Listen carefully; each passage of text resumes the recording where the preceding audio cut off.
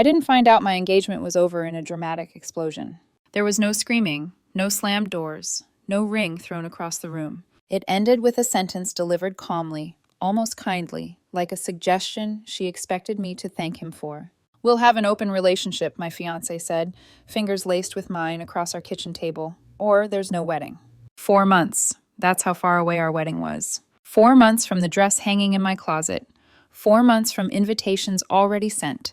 4 months from families rearranging their lives around a date that suddenly felt like a bluff. I remember the exact way my heart slowed instead of racing, how my hands went cold, how the air in the room felt heavier, like it was pressing down on my shoulders. An open relationship. Not cheating, he clarified quickly. Ethical non-monogamy. Very modern. Very healthy. He spoke like he'd rehearsed it, like the words had already settled comfortably inside him while I was still choking on them. I asked him to repeat it. He did. Slower this time. Patient. Almost smug. Either we open the relationship or there's no wedding. The ring on my finger suddenly felt heavier. Not precious. Not symbolic. Just metal. A weight I hadn't realized I'd been carrying alone. I could have cried. I could have argued. I could have begged him to remember the 4 years that led us here. Instead, I smiled. "Sounds fair," I said. The relief on his face was immediate, radiant, like he'd won something. That was the moment he misunderstood me, because what he thought was permission was actually clarity. That night, while he slept peacefully beside me, convinced I'd stay safe, predictable, grateful, I lay awake staring at the ceiling, listening to his breathing, feeling something inside me quietly click into place. If freedom was the price of marriage, then freedom was exactly what I was about to take. Starting now, for both of us. And by the time the wedding invitations hit the trash, the apartment went silent, and my phone stopped buzzing with his panicked calls. I wasn't heartbroken. I was free. I met him 4 years ago in a way that felt ordinary enough to be safe. A mutual friend's birthday, a crowded bar, loud music that made conversation feel like a challenge instead of a performance. I remember thinking he looked grounded, solid in a way that made chaos seem unnecessary. He asked real questions, listened without scanning the room. When he smiled, it wasn't sharp or strategic. It felt earned. At least that's what I thought then. We started slow. Coffee dates that turned into long walks. Dinners where phones stayed face down on the table. He liked routines. I liked stability. It felt like alignment instead of compromise. I was 31 when he proposed. It wasn't flashy. No crowd. No flash mob. Just a quiet evening at home. Him suddenly nervous in a way I hadn't seen before, dropping to one knee with hands that shook just enough to make it feel sincere. I said yes without hesitation. Not because I felt swept away, but because I felt chosen. The engagement slid us into something more serious, more adult. Deposits, guest lists, conversations about seating charts and catering options. Our families started orbiting closer, voices getting louder, opinions sharper. His parents talked about tradition. Mine talked about timelines. Everyone acted like the wedding was a finish line instead of a beginning. I ignored the small shifts. The podcasts he started playing in the car. The language that crept into his sentences, growth, autonomy, expansion. The way commitment slowly became a word he handled like glass. He joined a self-discovery group that met weekly. I never questioned it. People evolve. I believe that. Sometimes he'd come home energized, almost glowing, talking about conversations that made him feel seen, about people who lived outside rules instead of inside them, about a woman in the group, married, enlightened, vocal, who loved talking about how evolved her relationship was. I listened, I supported, I smiled, because that's what you do when you think you're building something together. Looking back, the imbalance was subtle but constant. I adjusted my schedule around his. I softened my reactions to avoid conflict. I reassured him when he questioned things that didn't need questioning. And slowly, without announcing it, he began speaking like the wedding was something I wanted, not something we were choosing. Still, I trusted him. 4 years creates muscle memory.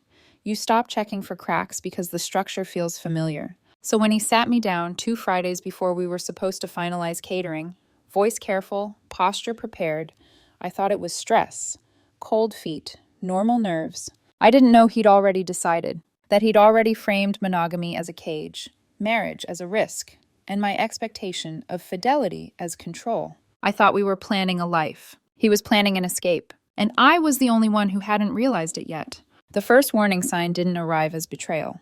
It arrived disguised as logic. He didn't accuse me of anything. He didn't raise his voice. He didn't say he was unhappy. Instead, he started asking questions that felt philosophical on the surface, but hollow underneath. Do you ever wonder if people are meant to belong to just one person forever? Do you think commitment and ownership get confused sometimes? Isn't it healthier to choose someone every day instead of feeling obligated? They weren't conversations. They were rehearsals. He'd say them casually, while cooking, while driving, while brushing his teeth, like ideas he'd stumbled across instead of beliefs he was already holding. And every time I answered, it felt like I was being graded on flexibility rather than honesty. I'd laugh it off, say relationships look different for different people, say trust mattered more than labels. I thought we were exchanging thoughts. Now I know he was checking for resistance. The changes became more tangible after that. He started guarding his phone, not dramatically, just enough to notice, turning it face down, taking calls in another room, smiling at messages he didn't share. When I asked, he'd say I was imagining things, or worse, he'd say I was projecting insecurity. That phrase stuck with me. Every concern I raised became a flaw in me. Every question I asked became proof I wasn't evolved enough. He talked more about the people in his group, especially one woman who spoke confidently about not letting tradition trap you. He quoted her like scripture, compared her marriage to ours, hypothetical, of course. She and her husband don't restrict each other, he said once. They trust each other completely. I remember asking quietly, is that what you want? He didn't answer right away. That pause told me everything. I just didn't know how to read it yet. The wedding planning started to feel performative, like something we were maintaining for the benefit of others. He pushed decisions back, avoided locking things in, claimed he didn't want to rush, but the timeline hadn't changed. Only his urgency had. I felt myself shrinking. Not disappearing, but adapting. I chose my words carefully. Lowered expectations I didn't realize I was lowering. Convinced myself that flexibility was maturity. The night before the conversation, he kissed my forehead and said, no matter what happens, I want us to be honest with each other. I remember lying awake afterward, staring at the ceiling, feeling an unease I couldn't name, the kind that doesn't scream, the kind that waits. 2 Fridays later, he sat me down. Serious tone, calm eyes, hands folded like a negotiation was about to begin. I've been doing a lot of thinking, he said, and something in my chest tightened, not with fear, but with recognition. Because that sentence doesn't belong to people who are uncertain. It belongs to people who have already decided. He chose a Friday night for the conversation, not accidentally. Friday nights were supposed to feel safe. End of week exhale, familiar rhythm, the quiet comfort of shared routines. We ate dinner at the table instead of the couch. He turned off the TV.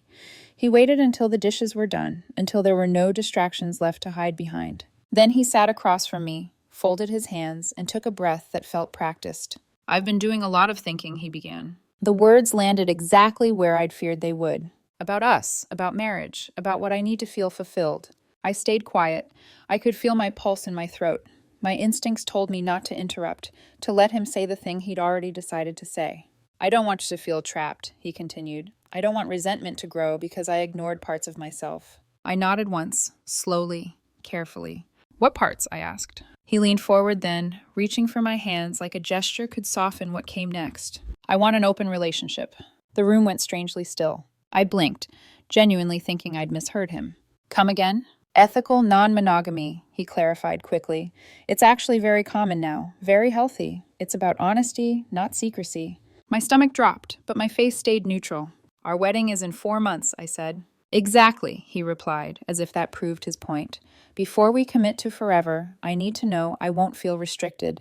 I need freedom to explore connections if they arise naturally. Explore. Connections. Naturally. So, I said slowly, you want to date other people? He shook his head, just slightly, correcting me.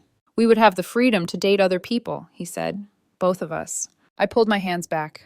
And if I say no? His face changed. Not dramatically, just firmer. Then there's no wedding. There it was. Not a discussion, not a request, an ultimatum. I can't marry someone who wants to control me, he added, voice calm, righteous. I need to know you respect my autonomy. The irony burned, but I didn't let it show. Let me get this straight, I said. Either we open the relationship, or you call off the wedding. He nodded. I need you to evolve with me. That word again. Evolve. I thought about the 4 years behind us. the deposits already paid, the families already invited, the future I'd been carefully building in good faith. And suddenly everything became very clear. This wasn't about growth, it was about permission. Permission he expected to receive without consequence. Okay, I said. His face lit up instantly. Really? He squeezed my hands. Oh my God, I knew you'd understand. You're so... We'll have an open relationship, I said, cutting him off. Starting now. His smile faltered, just a fraction. Both of us, I added. Equal opportunity. Yes, of course, he said quickly. I mean, you're so busy with work, and you're not really the type to... I smiled. Sounds fair. That night, while he slept easily beside me, convinced he'd won something, I stared at the ceiling. Heart steady, mind sharp. I wasn't panicking. I wasn't spiraling. I was observing. If this was the structure he wanted, then I was going to live inside it honestly. Completely. Starting the very next morning. The strangest part wasn't the shock. It was the calm. Once the ultimatum settled into my chest, something inside me went quiet, like my nervous system had decided panic would be useless. I didn't cry that night. I didn't argue. I lay there listening to his breathing, slow and unbothered, and felt the distance between us stretch wider with every breath he took. By morning, the clarity felt almost surgical. If this was an open relationship, then it wasn't theoretical. It wasn't some abstract concept he got to enjoy while I stayed emotionally loyal and physically still. It wasn't a trial period designed for his benefit. It was real. And real structures work both ways. While he went out to brunch with his empowerment group, I went to the gym. Same routine, same place, same hour I always went. I wasn't hunting for anything. I wasn't trying to prove a point. I just needed space where my thoughts could line up without interruption. That's when the first message came. A man I recognized immediately, someone from his social circle. We'd met at gatherings before. Friendly, polite. The kind of person who'd always seemed observant, but careful not to step on anyone's territory. How's wedding planning going? He asked. I didn't soften the truth. I told him about the open relationship, the ultimatum, the timeline. His reply came fast. Wait, he said that 4 months before your wedding? I could almost hear the disbelief through the screen. I didn't dramatize it. I didn't vent.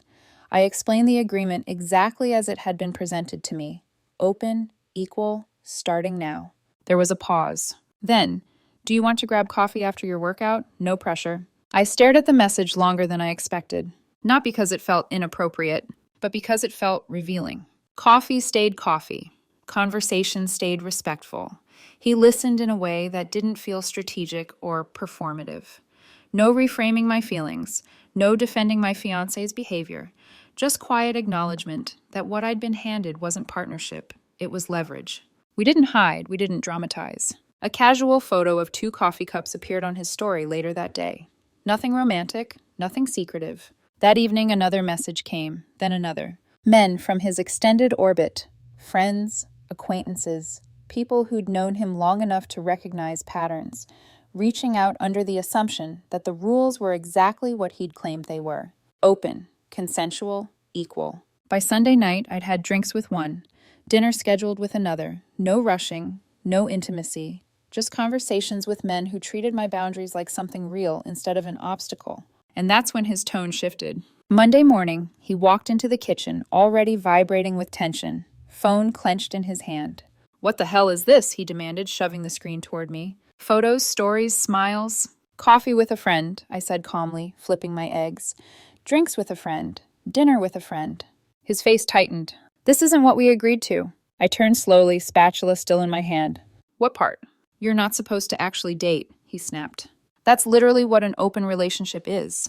Not with people I know. There it was. The rule that only existed once it affected him. Was that specified? I asked. He accused me of being vindictive, of misunderstanding him on purpose, of doing this to hurt him. I didn't raise my voice. I'm doing exactly what you asked for, I said. Exploring connections, being open to possibilities. He stormed out. The text started immediately.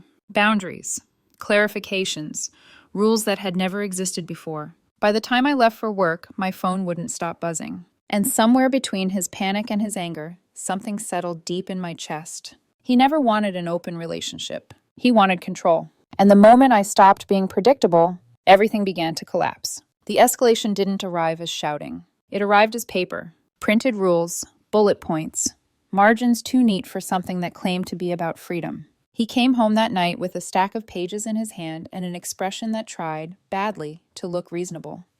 Like a man who believed organization could substitute for consent. "I've been thinking," he said, laying the papers on the table between us. "We need structure." I didn't touch them. "What kind of structure?" I asked. "Healthy boundaries," he replied quickly. "Guidelines. This is how ethical non-monogamy works." I glanced down. Rules. Actual rules. No dating people from each other's social circle. No posting on social media. No dates on weekends reserved for the primary partner. All dates must be approved in advance. Veto power over any connection at any time. I let the silence stretch. "These are standard," he added, defensive now. "This is what mature couples do." "Who gave you these?" I asked. He hesitated. "They're recommended." I later Googled the organization he claimed they came from. It didn't exist. "You can't rewrite the agreement after the fact," I said calmly. "You said open relationship or no wedding." I agreed. "You don't get to add control clauses now." "It's not control," he snapped. "It's respect." I felt something inside me harden. "Respect," I repeated. "You threatened our wedding to get what you wanted. Where was respect then?" His jaw tightened. I was being honest about my needs.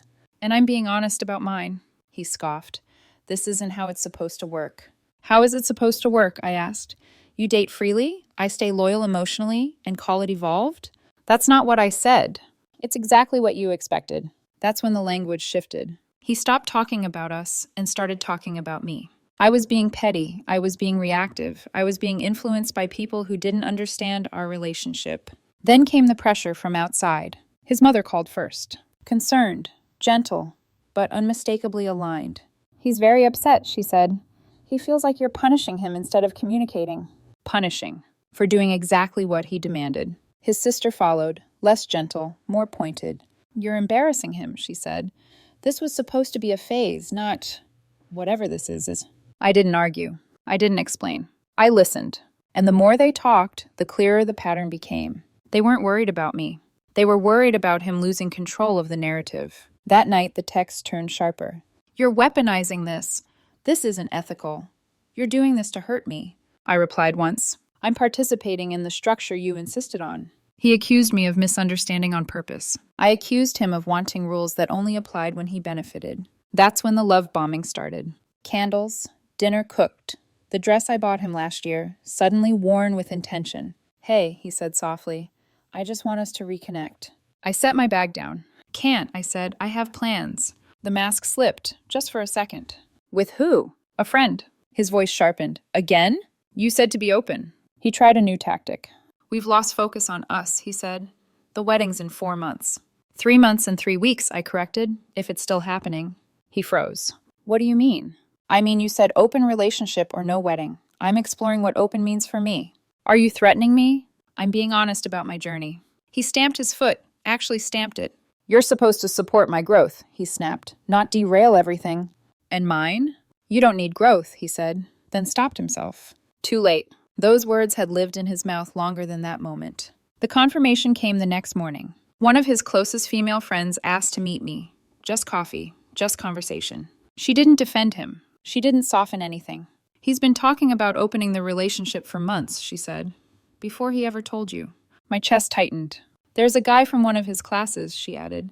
"He assumed you'd never find out. Thought you'd be grateful he still wanted to marry you." That was when I laughed. Not hysterically, not bitterly. Clearly. Because suddenly, everything aligned. The ultimatum, the confidence, the assumption I'd stay passive. He hadn't miscalculated the relationship. He'd miscalculated me. And from that moment on, the escalation stopped being emotional. It became strategic, because I wasn't fighting to save a wedding anymore. I was watching a man unravel after realizing the leverage he built his future on no longer worked. The dark moment didn't feel dramatic. It felt quiet, heavy, inevitable. By then, the arguments had stopped sounding like disagreements and started sounding like accusations rehearsed for an audience. Every conversation ended the same way, him insisting I'd misunderstood his intentions, me realizing he'd never intended for me to understand them at all. That night, I came home to an apartment that felt smaller than it ever had. He was sitting on the couch, elbows on his knees, head in his hands. For a split second, I thought he might finally take responsibility, that he might admit he'd pushed too far. Instead, he looked up and said, "You're ruining everything." The words landed softly, but they crushed all the same. You've turned my friends against me, he continued. You've embarrassed me. You've made me look unstable. I stood there, keys still in my hand. I didn't turn anyone against you, I said quietly. I told the truth. That's not your truth to tell. Something in my chest cracked open. So now honesty has ownership? He stood abruptly, pacing. You know what this looks like, right? You dating people I know, posting things, smiling. It looks like revenge. I watched him move around the room, gesturing wildly, narrating a version of reality where he was the victim of a cruelty he himself had designed. You threatened our wedding, I said. You gave me an ultimatum.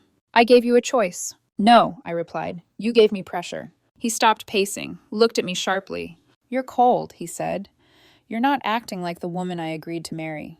That sentence hollowed me out, because suddenly I understood. He didn't miss me. He missed the version of me that absorbed discomfort quietly, the one who adjusted, the one who stayed predictable. I'm acting like myself, I said, for the first time in a long time. His face twisted, not with sadness, but with frustration. This isn't fair, he snapped. You're throwing away 4 years over a misunderstanding. A misunderstanding? I repeated. Yes, I didn't even want to date anyone yet. I just wanted the option, the security of knowing I wasn't trapped. The word hit me like ice water. Trapped. So you wanted freedom, I said slowly, without consequence. He didn't answer. Silence filled the room, thick, undeniable. That was the moment the grief finally arrived. Not for him, for myself. For the years I'd spent shrinking my instincts, for the trust I'd extended while he quietly prepared his exit strategy. For the future I'd been building alone, thinking we were building it together. I went into the bedroom and sat on the edge of the bed. My hands were shaking, not violently, just enough to notice. I pressed them into my thighs and focused on my breathing. In, out. Behind me, I heard his voice soften. Please, he said, can we just go back to how things were? I closed my eyes. How things were. The version where I didn't ask questions. The version where his needs were growth and mine were obstacles. The version where marriage was leverage instead of partnership. I can't, I said. He went quiet. That silence, the one that follows when manipulation stops working, was terrifying. Later that night, after he fell asleep, I sat on the floor of the living room surrounded by half-packed boxes I hadn't realized I'd started filling. Old photos, wedding paperwork, a guest list with names that suddenly felt theoretical. The ring sat on the table. I picked it up, not with anger, not with grief, with clarity. This was the lowest point, not because I was losing him, but because I was finally accepting that I never truly had him to begin with. And once that truth settled in my bones, I knew there was no going back.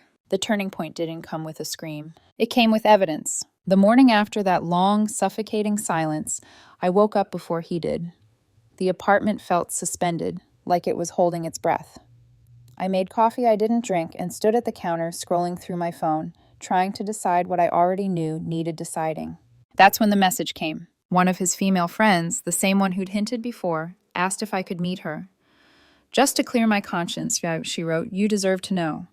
We met mid-morning, neutral place, public, safe. She didn't waste time. He's been talking about opening the relationship for months, she said, long before he told you. My fingers tightened around my cup.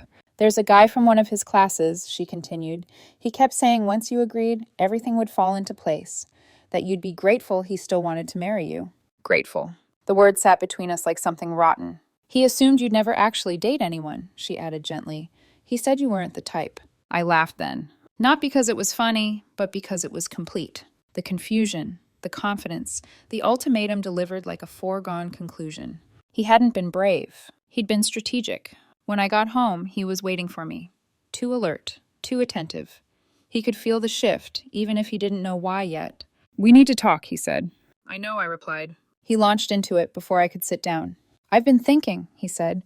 Maybe we rushed this open relationship thing. Maybe we should slow down, reset, focus on us. I looked at him, really looked at him, and felt nothing spike, no anger, no fear. Just understanding. You didn't want an open relationship, I said calmly. You wanted permission. His eyes narrowed. That's not fair. You wanted the option to pursue someone else, I continued, without risking the wedding.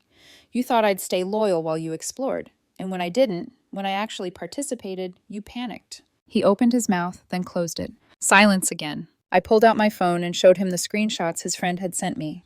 Messages, dates, plans he'd discussed before ever speaking to me. His face drained of color. That was private, he said weakly. So was our monogamous relationship, I replied, until you decided it wasn't. He tried to rally fast. I was being honest instead of cheating, he said. That counts for something. No, I said. You wanted credit for restraint you hadn't practiced yet. His voice rose. You're twisting everything. I'm seeing everything clearly for the first time. He started crying, not quietly, not with remorse, but with frustration. The kind that comes when control slips through someone's fingers. This isn't fair, he said. You're destroying our life. I shook my head. You did that when you used our wedding as leverage. That was the moment the power shifted. Not because I raised my voice, not because I threatened him, but because I stopped negotiating reality. I'm calling off the wedding, I said. He stared at me like he hadn't heard correctly. You can't do that without discussing it. I can, I replied, and I am. I stood up and went to the bedroom, opened in the closet, took the ring from the table where I'd left it the night before and placed it carefully on the dresser. I don't want freedom at the cost of dignity, I said over my shoulder, and I don't want a partner who needs ultimatums to communicate. When I walked past him toward the door, he reached out, but didn't touch me. For the first time since this began, he looked scared. And for the first time in a long time, I felt powerful, not because I won, but because I chose myself. The fallout didn't explode all at once. It cascaded. The moment I called off the wedding, the silence fractured into noise. Calls, texts, emails, stacking on top of each other like evidence in a case no one wanted to admit was already closed. I didn't announce my decision dramatically. I made phone calls. Vendors first. Venue, partially refundable. Catering, deposit gone. Photographer, understanding, kept half. Each call felt procedural, final. He didn't know yet. He was at one of those empowerment breakfasts, ironically timed, talking about growth while I dismantled the structure he thought would hold me in place. I packed efficiently, not angrily, not sentimentally. My clothes, my documents, my grandmother's dishes he'd always complained about. The apartment echoed as boxes slid across the floor. I left what wasn't mine. I didn't take photos. I didn't linger. On the counter, I left a single printed page. Not a letter begging to be understood, a statement. You were right. We shouldn't restrict ourselves or our potential. After exploring the open relationship you insisted on, I realized my potential doesn't include marrying someone who uses threats to get their way. The wedding is canceled. Vendors have been notified. You wanted freedom to explore connections. You have it permanently. My lawyer will contact you regarding shared expenses. Thank you for showing me what I actually need in a partner, someone who doesn't require ultimatums to communicate. I didn't sign it with anger, just my name. The calls started within an hour. I didn't answer a single one, but the texts were a timeline of panic. This is a joke, right? You can't cancel a wedding without discussing it. I'm calling the venue myself. They said you already canceled. You're having a breakdown. Come home so we can talk. This is abusive behavior. Abusive. The word would have stunned me once. Now it just confirmed everything. He moved fast through emotional registers, confusion, outrage, bargaining, blame, sometimes all in the same message. Then came the apologies. We can be monogamous. I'll delete his number. I already deleted it. See? We've invested 4 years. I'll go to therapy. I made an appointment. This is because of those people you've been talking to, isn't it? When that didn't work, the narrative shifted. He started calling my family. My mother called me laughing. Sweetheart, she said, he just spent 20 minutes telling me you're in a cult. I leaned against the counter and closed my eyes. A cult of what? I asked. Common sense, she replied. Apparently you've been brainwashed by predatory people into calling off the wedding. I explained, briefly, clearly. She was quiet for a moment. Then she said, I never liked how he spoke to you. That one sentence hit harder than any argument we'd had. You never said anything.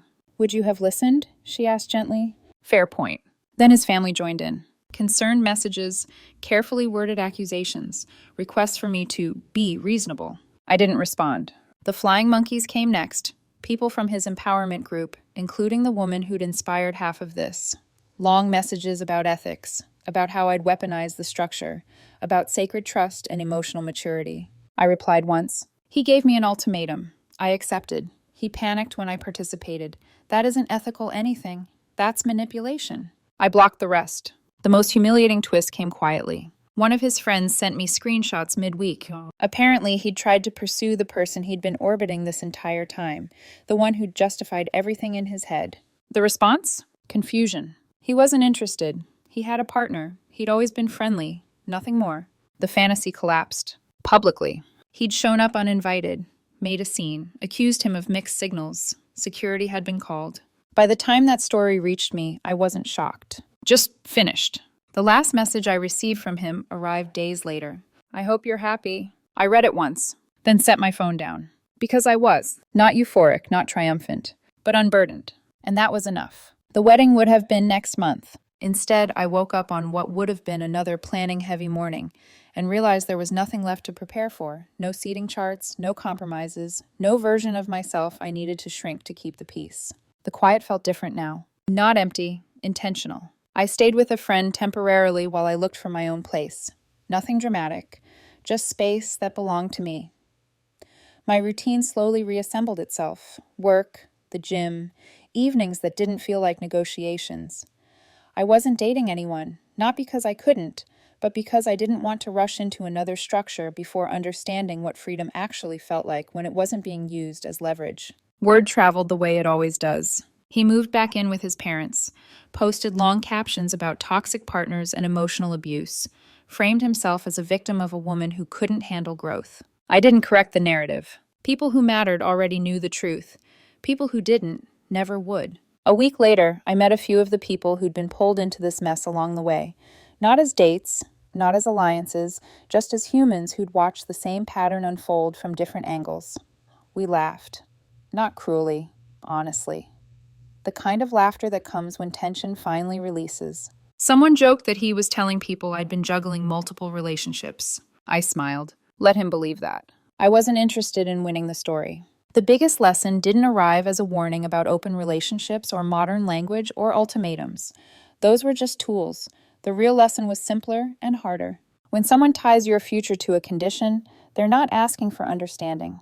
They're asking for control. And when you accept that condition, you don't owe them the version of you they assumed would stay compliant. You owe yourself honesty. I didn't leave because I was jealous. I didn't leave because I was afraid of change. I left because I refused to marry someone who believed my boundaries were negotiable, my loyalty was guaranteed, and my silence was permanent. Freedom isn't dating other people. Freedom is knowing you can walk away the moment love turns into leverage. And once you learn that, you don't unlearn it.